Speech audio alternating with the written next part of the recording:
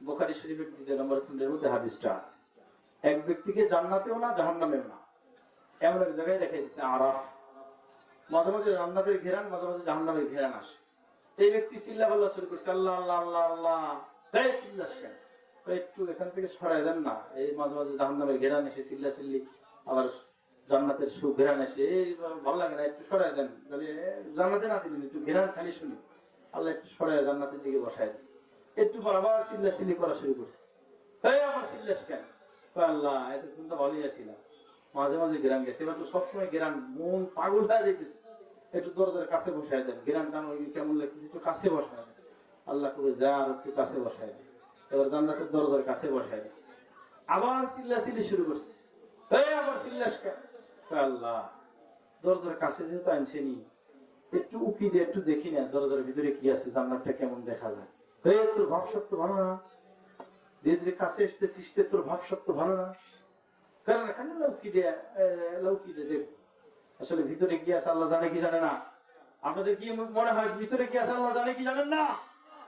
আল্লাহ সিলা দিয়ে মাফ করতে চান। আল্লাহ ফেরেশতারা নিয়ে যা, দরজায় নিয়ে যা। এবার দরজায় যখন গেছে, জান্নাতের সুঘ্রাণ আর হাওয়া যখন লাগছে, শীত ফাটা মধ্যে অজ্ঞান হয়ে আছে। দীর্ঘক্ষণ পরে সুবহানাল্লাহ কয় না,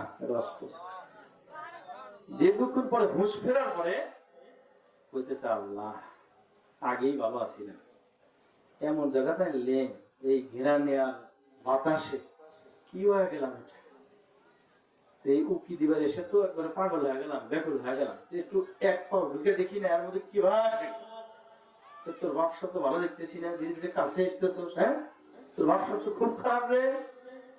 2 ফেরেশতাকে সাথে লাগাই দিব, খালি এক পাও জানি ঢুকাই, ব্যবসা তো বেশি ভালো দেখতেছি।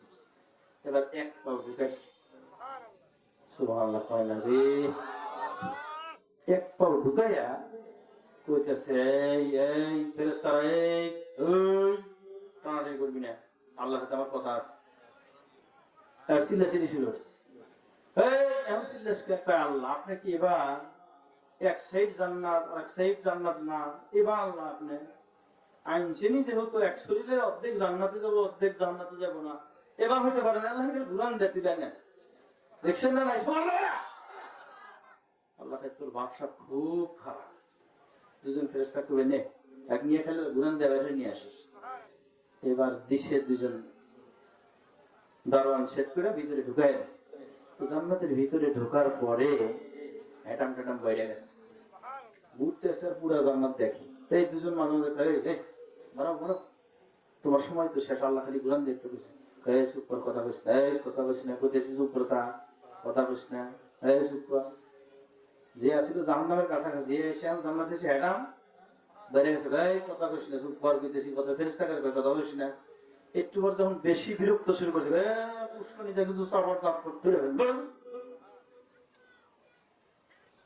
রে ভাই, তুই খালি আল্লাহ ঘুরান দেশ ফের চলো, এই জন্য আমরা সাথে নিয়েছিল, এখন আম করে চাপার দাঁত দেঙ্গার চাষ, চাপার দাঁত ভাবনাতে কি হয়েছে, তোরা আল্লাহর আশপাশে থাকস, হ্যাঁ মাসলা জানোস না, কয় কি হয়েছে, কয় মাসলা হলো জান্নাতে ইং আছে আউট নাই। সুবহানাল্লাহ কোন, জান্নাতে ইং আছে আউট নাই। আমি ঢুকছি কৌশলে, জান্নাতে বের হওয়ার সুযোগ নেই। আল্লাহ জিজ্ঞেস কর, এবার আল্লাহ জিজ্ঞেস করছে, আল্লাহ কয় ঠিকই, ঢুকাছি আমি ঢুকানোর জন্যই, আমি কৌশল খুঁজতেছিলাম বান্দাকে কেমনে মাফ করা যায়।